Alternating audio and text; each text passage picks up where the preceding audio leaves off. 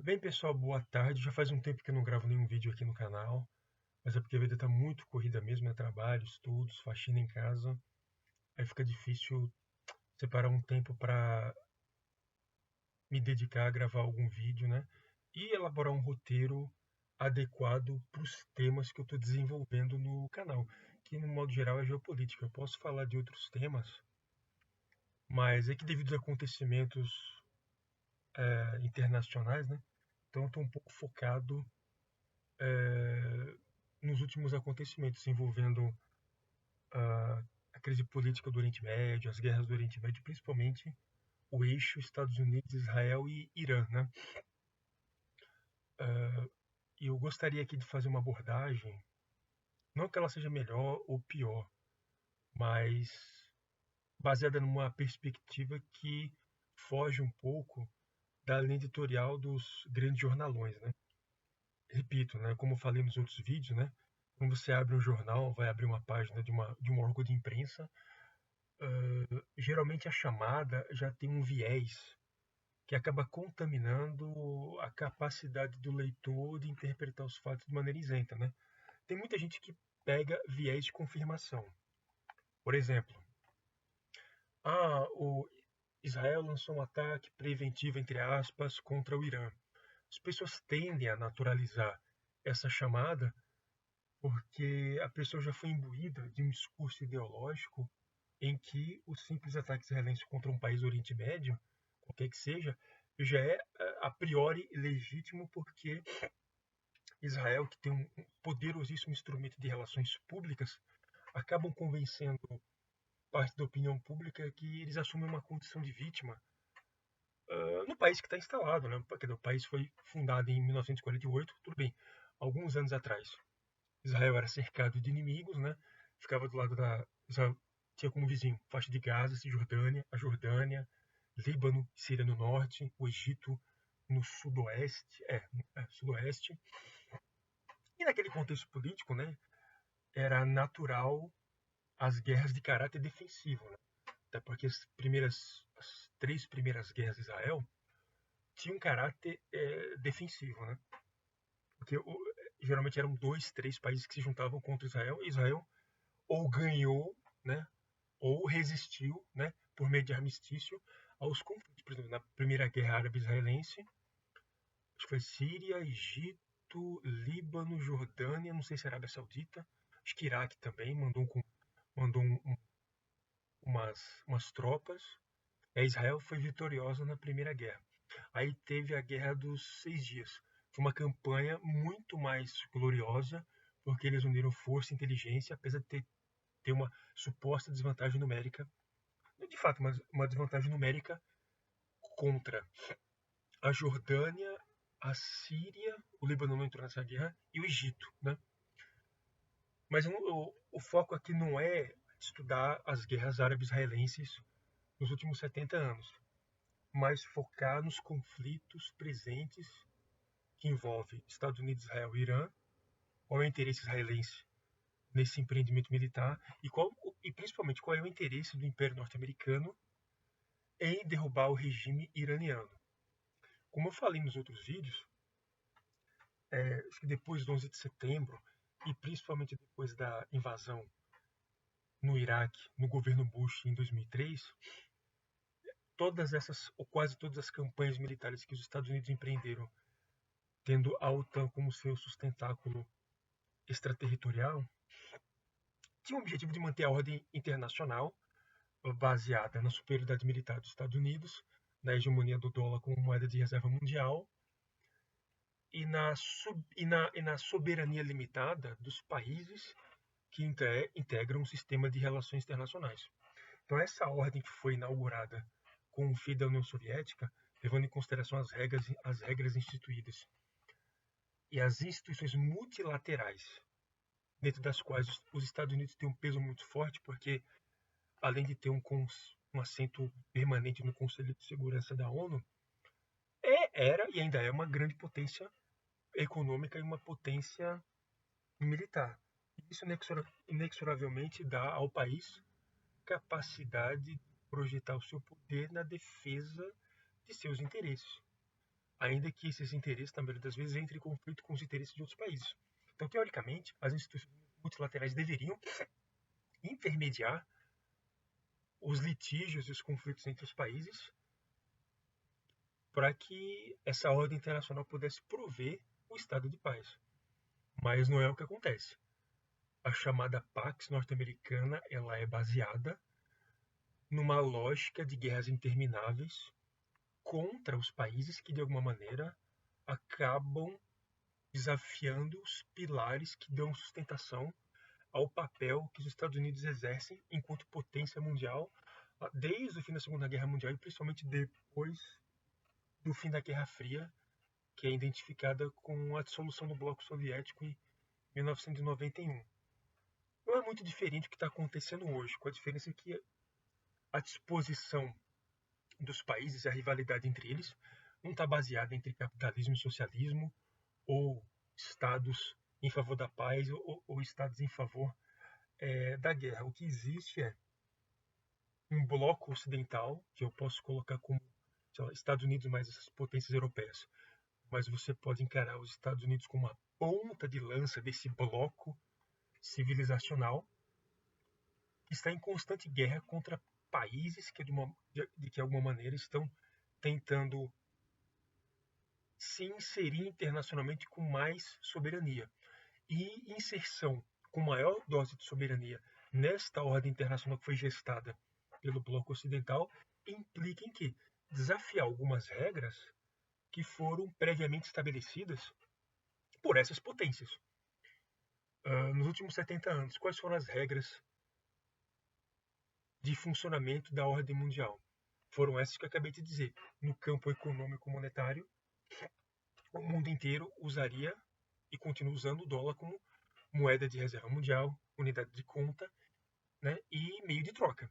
Então, todos os países que se relacionam comercialmente com outras nações usam o dólar como moeda de reserva e moeda de troca e passa por um sistema eletrônico bancário que conecta todos os bancos, que é o SWIFT. Né? O SWIFT fica, se eu não me engano, acho que o SWIFT fica sediado na Bélgica. E essa instituição registra todas as operações eletrônicas baseadas no dólar. Também existem outras moedas também, como o yuan, o euro, mas o dólar ainda é o carro-chefe das transações financeiras. A tendência tem sido a diminuição do uso do dólar enquanto moeda de reserva. E eu vou tentar explicar. Isso já foi explicado em outros vídeos, mas eu queria conectar o que está acontecendo com a guerra no Irã. Os Estados Unidos sempre utilizam um discurso triunfalista na tentativa de ganhar opinião pública interna e opinião pública internacional para poder ter um respaldo moral e supostamente legítimo para poder invadir um determinado país ou atacar um país para derrubar o regime daquele governo e colocar um governo títere. Mas a questão é a seguinte, o problema do Irã, do ponto de vista dos Estados Unidos, não é que o Irã financia terrorismo, não é que o Irã é uma ameaça ao mundo, uma ameaça a Israel. É que o Irã tem se preparado para essa guerra nos últimos 20 anos. E o Irã, de alguma maneira, ao se inserir internacionalmente numa ordem que limita a sua soberania, isso implica que o Irã, em algum momento, desafiou algumas regras desta ordem internacional que foi gestada ao longo dos últimos 70 anos. Eu estou colocando como referência Bretton Woods, a inauguração da ONU, como essa instância multilateral que teoricamente deveria intermediar os litígios entre os países que integram essa ordem, até o tempo atual. Né? São mais de 70 anos. Pois bem, dentro dessa ordem, o Irã tem desafiado algumas regras que têm limitado sua soberania. E isso tem a ver com a maneira como o Irã se relaciona economicamente com seus parceiros e com o investimento militar e tecnológico que o Irã vem desenvolvendo, vamos lá, acho que nos últimos 30 anos. Porque assim, o programa nuclear iraniano já existe desde a época do Reza Pahlavi, né? Mas como o Irã entrou em guerra com o Iraque e essa guerra durou 8 anos, o seu parque industrial nuclear foi parcialmente destruído, né? O Iraque também teve um reator destruído por Israel, acho que em 81, 82. E o programa nuclear iraniano ficou parado muito tempo. Com o Mahmoud Ahmadinejad no poder, o programa nuclear recebeu mais investimento e o Irã começou, por exemplo, a investir na técnica de enriquecimento de urânio. Que é o quê? Pegar uma amostra de urânio qualquer, que tem 0,7% da sua amostra de urânio radioativo, e aumentar essa proporção utilizando centrífugas, né? Que é a mesma centrífuga que a gente tem aqui no Brasil. É uma tecnologia muito similar. Em 2006, se não me engano, o presidente George W. Bush, o Irã já era sancionado desde 79, né? O Irã deve ter mais ou menos uns 100 bilhões de dólares em valores que foram bloqueados por sanções econômicas, né? E em 2006 o Bush impôs uma nova sanção porque o Irã começou a investir em enriquecimento. Pô, aí você pensa, mas países soberanos, né, um país que é reconhecidamente soberano e livre, tem o direito de alocar os seus recursos para investir na sua defesa e na maturação da sua infraestrutura. Então, pois é verdade. Mas acontece que, se a gente olhar os documentos, os reports sobre defesa nacional que os Estados Unidos publicaram, quer dizer, que era um documento interno que o Pentágono desenvolvia para orientar a política externa americana. Vira e mexe, esses documentos foram vazados pela imprensa, né? E lá estava discriminado, né, de que para que os Estados Unidos pudessem manter a sua superioridade nuclear, se faria necessário impedir que outras nações pudessem desenvolver os seus respectivos programas nucleares, para que não só os Estados Unidos, mas esse clube restrito do Conselho de Segurança pudesse ter a tecnologia de maneira exclusiva, né? Que é o enriquecimento de urânio, a construção de bomba nuclear, construção de ogiva, enriquecimento de urânio, etc. e tal. Mas aí é o seguinte, aí as pessoas tendem a achar que pelo fato de o Irã estar investindo pesado no programa nuclear, isso implicaria em ser uma ameaça para o mundo. Não, primeiro que não há ameaça alguma.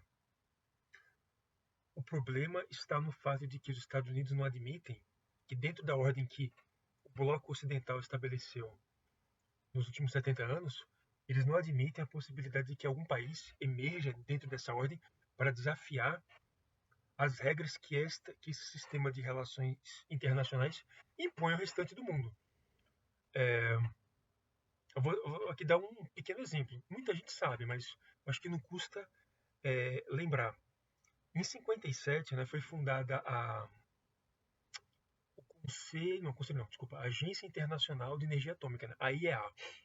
Ela é sediada em Viena, capital da Áustria, e o objetivo dessa agência, teoricamente, é fiscalizar o programa nuclear dos países que adotam investimento na área nuclear para fins civis ou pacíficos.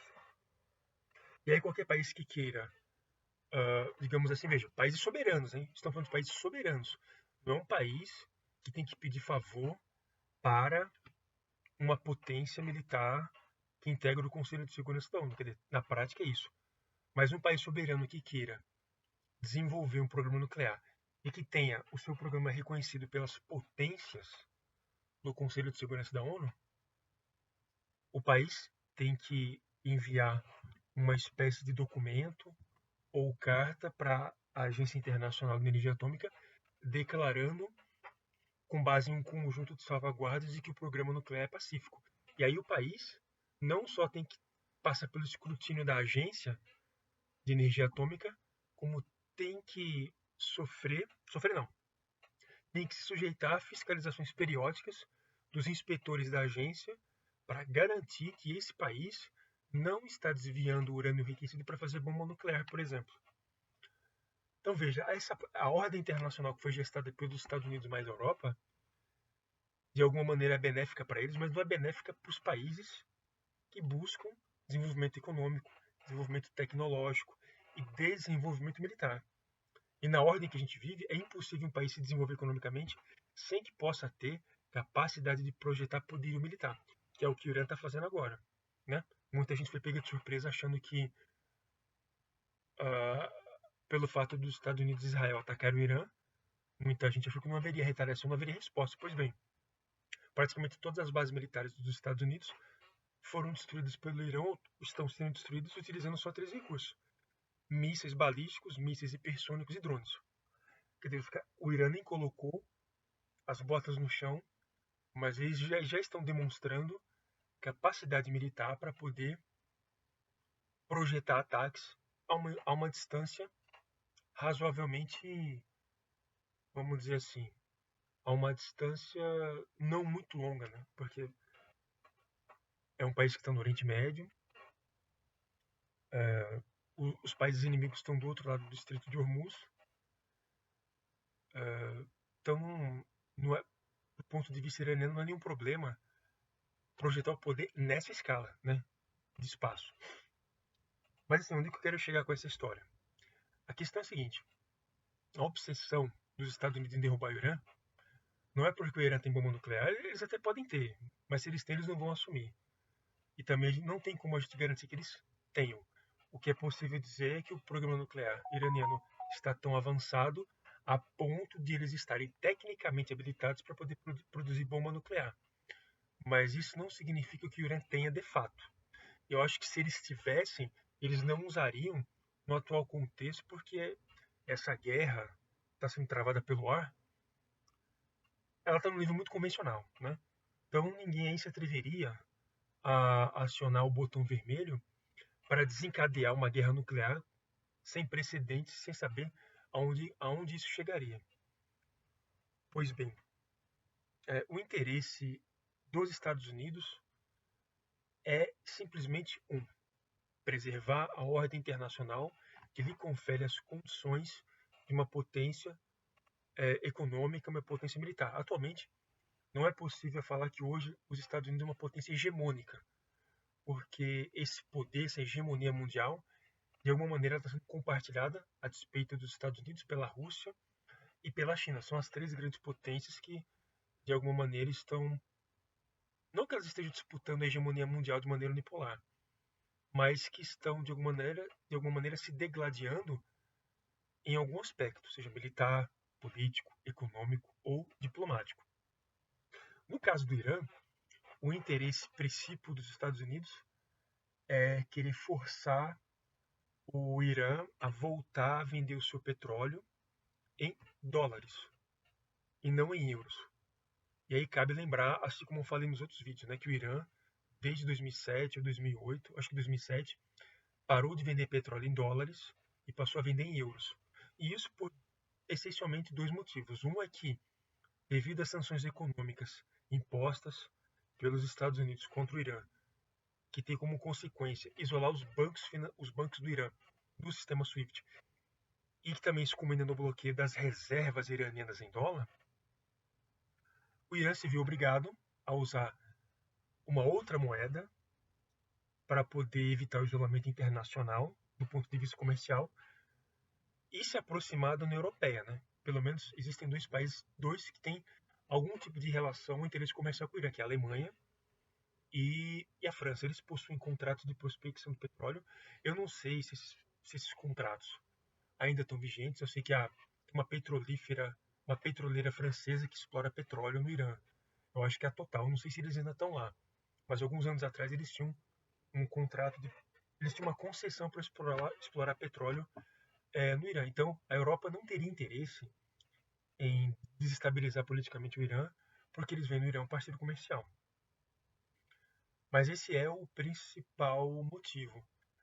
E por que simplesmente os Estados Unidos, ao invés de negociar com o Irã, eles querem implementar uma guerra de mudança, uma guerra voltada para trocar o regime político do Irã? Porque eles sabem muito bem que eles não teriam condições de forçar o Irã a trocar a moeda de troca nas suas relações comerciais com o exterior. E qual é o problema? Qual é o problema do Irã, que é um membro da OPEP, em vender petróleo para o mundo, não em dólares, mas em euros. Porque quanto menos... Bom, o mundo está uma tendência gradual de desdolarização. Né? Nos anos 90, parece que 80 e poucos por, 85, 87% das reservas mundiais eram em dólares. Hoje, todas as reservas, se a gente somar todas as reservas financeiras dos bancos centrais, acho que 58% das reservas mundiais estão em dólares. E o restante está em ouro, yuan, libra, euro, etc. E o problema dos Estados Unidos é o seguinte, é que quanto menos as pessoas usam dólares, não só o poder de compra do dólar diminui, mas como os Estados Unidos acabam perdendo gradativamente o privilégio exorbitante de imprimir dinheiro para financiar sua própria economia. Hoje a economia americana está tão financiarizada que eles só conseguem estimular a economia através de dois mecanismos. Ou melhor dizendo, três. Emissão de dinheiro, emissão de dívida e guerras intermináveis, voltadas para não só acomodar os seus interesses políticos e econômicos dessa ordem que mantém os Estados Unidos como potência mundial, mas principalmente evitar ou ameaçar os países, quer dizer, eles utilizam a guerra para ameaçar os países que tentem desdolarizar suas respectivas economias. Isso aconteceu, isso não é por acaso, isso é um padrão que vem se reproduzindo nos últimos 20 anos. Isso aconteceu com Saddam Hussein no Iraque, isso aconteceu com Gaddafi na Líbia, isso está acontecendo com o Irã agora, nesse momento.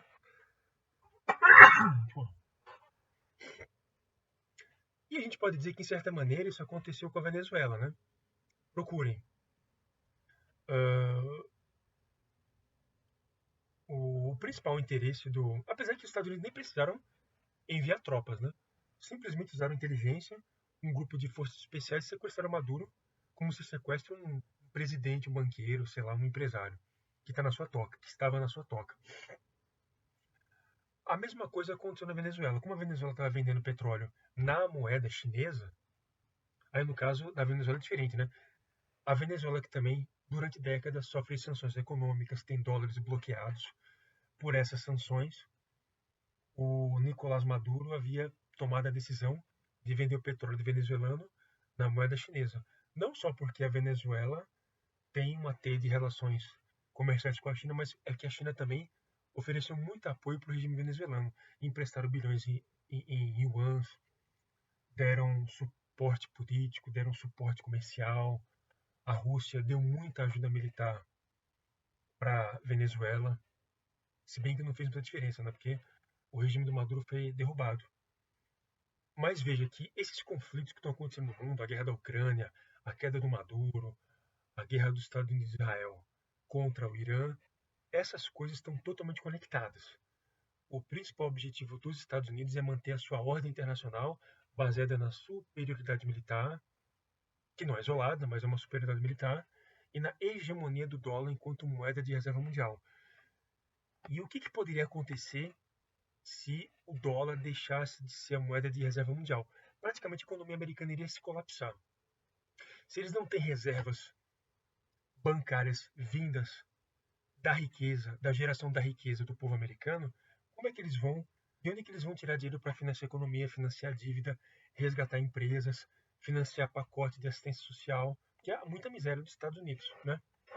Então, para quem não sabe, lá tem muito benefício social, tem bolsa para aluguel, tem bolsa para financiar casa, tem um benefício que eu não sei se o nome é Food Stamps, é o Bolsa Família deles.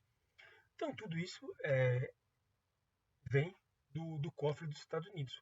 Mas se eles não têm dinheiro, porque eles têm uma economia deficitária há 50 anos, como é que eles vão estimular a economia deles? Bom, se eles não têm dinheiro, eles têm que imprimir dinheiro, eles têm que emitir moeda e emitir dívida para poder financiar a sua própria economia, seja para bancar serviço social, seja para cobrir dívidas antigas através da emissão de novas dívidas e, principalmente, resgatar grandes empresas americanas e, acima de tudo, financiar toda a infraestrutura militar que está distribuída em 800 bases militares ao redor do mundo. Se os Estados Unidos perderem o privilégio exorbitante de imprimir dinheiro para financiar as suas campanhas militares, a infraestrutura de guerra que está distribuída em partes específicas do mundo, Europa, América do Sul e principalmente o Oriente Médio, o Império desaba da noite para o dia. Então, praticamente podemos dizer que boa parte do Império Americano está baseado no poder e na hegemonia do dólar. E aí, se você começar a entender isso, vai ficar claro porque os Estados Unidos têm uma obsessão tremenda em querer destruir o Irã, utilizando Israel como cabeça de. Não que Israel também não tenha o seu interesse próprio dentro da sua agenda no Oriente Médio, mas dentro da política externa americana, Israel é uma grande ponta de lança que pode, de alguma maneira, subsidiar o interesse americano em obstruir um país dentro do Oriente Médio que está emergindo como uma potência intermediária.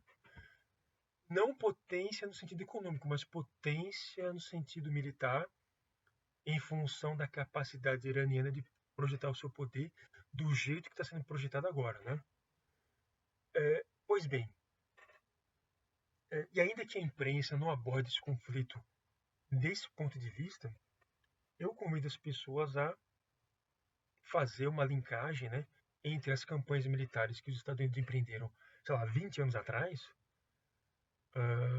com o que está acontecendo agora. E isso não é nenhuma coincidência, é um padrão de atuação extraterritorial das campanhas militares dos Estados Unidos que não tem o objetivo de perseguir a paz, é instaurar o caos em função da ordem mundial que confere aos Estados Unidos a sua condição de potência mundial.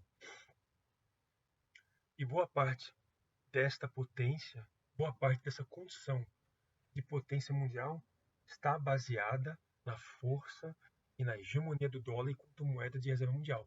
Enquanto todo mundo usar o dólar, os Estados Unidos podem ficar imprimindo dinheiro à vontade, porque prover dólares num mundo onde todo mundo demanda por dólar, baseada numa regra onde todo mundo tem que se dolarizar para comprar petróleo, isso de alguma maneira vai sustentar a hegemonia americana. Se os países produtores de petróleo pararem de vender o seu petróleo em dólares e passarem a comercializar outras moedas, de alguma maneira o império norte-americano começa a ter os seus dias contados. Não que isso esteja acontecendo agora, estou dizendo que isso pode apontar para uma tendência futura. O objetivo aqui do vídeo não é prever quando ou se os Estados Unidos, no seu papel de potência mundial, vai perder o seu papel de potência mundial. Não é essa que a ideia. A ideia é o seguinte: dado o atual conflito, quais são os interesses que estão por detrás da guerra contra o Irã? Do ponto de vista americano, é preservar a hegemonia do dólar enquanto moeda de reserva mundial. E do ponto de vista israelense, qual seria o interesse?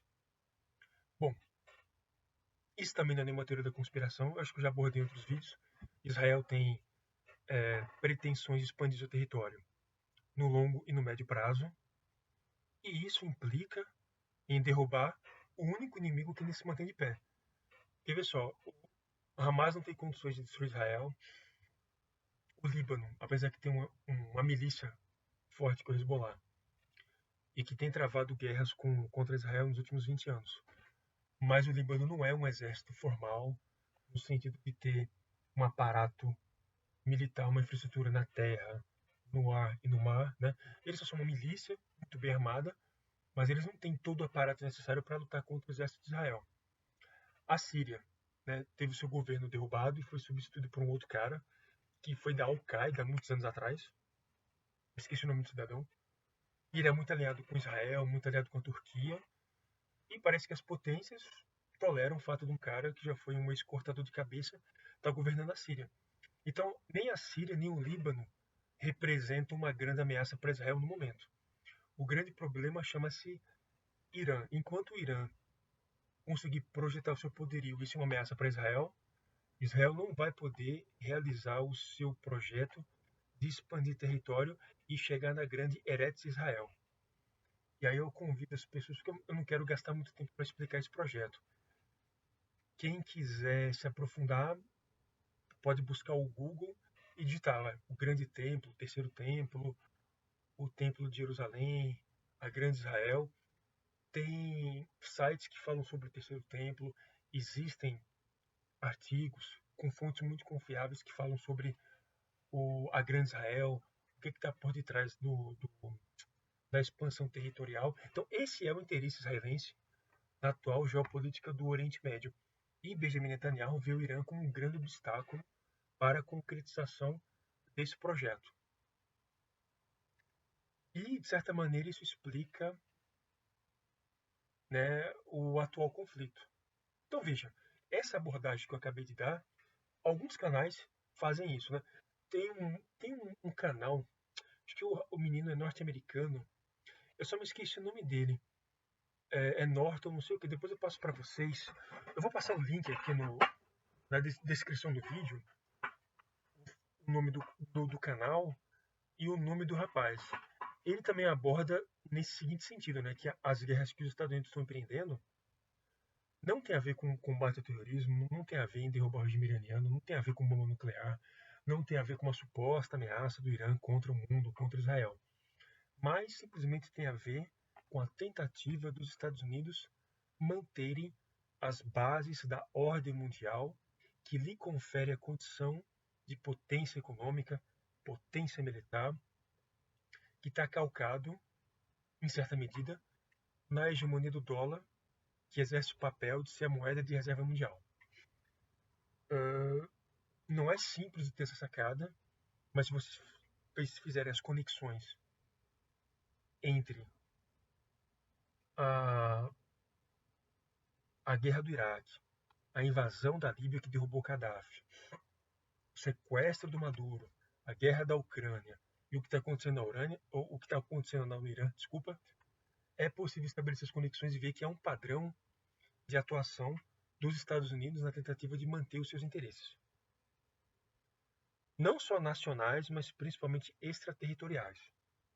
Aqui, eu vou dar um exemplo. Por que vocês acham que as monarquias do Golfo Pérsico, que são que a Arábia Saudita, Bahrein, Emirados Árabes Unidos e Catar, e o Kuwait, que são recicladores de petrodólares, ou seja, eles vendem o petróleo e aplicam parte dessa receita da dívida pública dos Estados Unidos no mercado financeiro norte-americano. Quando eles fazem isso, eles estão abastecendo a poupança dos Estados Unidos e financiando o déficit comercial que os Estados Unidos têm com o resto do mundo. O petrodólar ele é essencial, é vital para a economia dos Estados Unidos. E não é por acaso que os países que reciclam petrodólares abrigam as bases militares muito bem armadas que fazem a escolta da exploração do petróleo nesses países. E aí, faço uma pergunta: existe alguma commodity no mundo que tem escolta de uma potência estrangeira? Você não vai ver. Mas o petróleo possui. Isso, de alguma maneira, revela o quão vital é a manutenção do petrodólar para a economia dos Estados Unidos, para a posição que os Estados Unidos possuem enquanto potência mundial. Então, assim, praticamente o que sustenta hoje o dólar como moeda de reserva é o acordo entre essas monarquias do Golfo Pérsico, que vendem o petróleo na moeda americana e reaplicam parte dessas receitas no mercado americano, no mercado norte-americano, não só para abastecer a poupança interna dos Estados Unidos, o que permite os juros do Federal Reserve muito baixos, 1, 2, 3%. Agora eu não sei como é que está a taxa de juros americana, mas principalmente, né, essa reciclagem de petrodólares é o que ajuda a financiar o déficit comercial dos Estados Unidos com o restante do mundo. Se não fosse isso, o que os Estados Unidos poderiam fazer para financiar o seu déficit se não entra dólares no país? Eles teriam que imprimir dinheiro. Mas imprimir dinheiro iriam colapsar a economia interna porque a inflação iria disparar. Então, o que evita os Estados Unidos de entrarem num colapso inflacionário no seu próprio país é a arquitetura do petrodólar, que não só mantém o papel do dólar como moeda de reserva mundial, mas que abastece os Estados Unidos e a sua poupança com os petrodólares vindos das monarquias do Golfo Pérsico e de todo e qualquer país que comercializa o seu petróleo em dólares, e que financia o déficit comercial dos Estados Unidos com o resto do mundo. Bom, entendido isso, fica bem claro porque o Trump está obcecado em derrubar o regime iraniano, que é um regime que não ameaça ninguém, que é um regime que não mata ninguém, que é um regime que não lança armas contra ninguém, que é um regime que, ó, presta atenção. Os Estados Unidos lançaram um ataque que mataram 150 e poucas crianças numa escola em Teherã. Se vocês verem a, a cobertura da imprensa, é uma coisa de psicopata. O Estadão chegou a afirmar a seguinte chamada no seu editorial, não é opinião de jornalista, é opinião do jornal. Não, ninguém vai lamentar pelo Irã, ninguém vai chorar pelo Irã. Como se aquilo que foi feito contra crianças iranianas fosse mais um dia normal no mundo. Agora, se o Irã lançasse um ataque que matasse 500 mil pessoas, vocês podem ter certeza. Tinha gente aqui do Brasil pedindo um lançamento de uma bomba nuclear contra o Irã. Isso para vocês verem como ideologicamente a imprensa acaba abordando um tema tão sensível, mas com um viés ideológico tão agressivo que acabam ludibriando as pessoas que não têm o conhecimento devido e o domínio sobre o jogo de interesses que está por detrás da guerra que os Estados Unidos implementam atualmente contra o Irã, utilizando Israel como a sua ponta de lança no Oriente Médio. Então esse é necessariamente o principal interesse dos Estados Unidos, né? Manter a sua hegemonia mundial baseado na hegemonia do dólar enquanto moeda de reserva mundial. Bom, e o objetivo aqui do vídeo é mais dar esclarecimento, tá? Eu não tenho nenhuma pretensão de prever o futuro, se o Irã vai vencer, se o Irã... Olha, se o Irã resistir, já está vencendo. Mas o objetivo aqui não é, assim, prever o futuro, mas dar uma noção sobre as implicações daquilo que seria se o Irã perder a guerra, se o Irã vencer a guerra. Bom, se o Irã vencer, futuramente haverão outras tentativas, né?